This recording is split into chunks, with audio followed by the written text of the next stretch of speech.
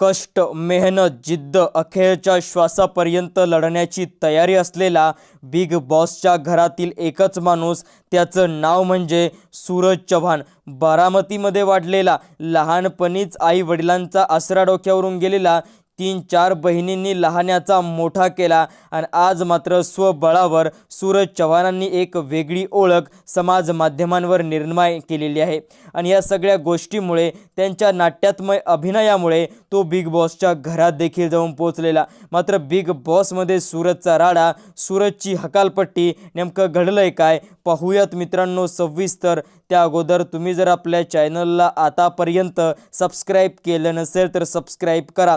मित्रांनो, महाराष्ट्राच्या जनतेची सहानुभूती बिग बॉसच्या घरात ही फक्त एकाच व्यक्तीला मिळतंय, त्याचं नाव म्हणजे सूरज चव्हाण. आणि सूरज चव्हाण 100% गेम जिंकणार. अगोदर त्याला खेळ समजत नव्हता, आता मात्र त्याच्या डोक्यात फिट्ट बसलंय आणि त्यानं ठरवलंय गेम जिंकायचा तर आपणच. मात्र आता घरातील काही सदस्य सूरजचा पुरता खेळ करणार असल्याचा बोललं जात आहे.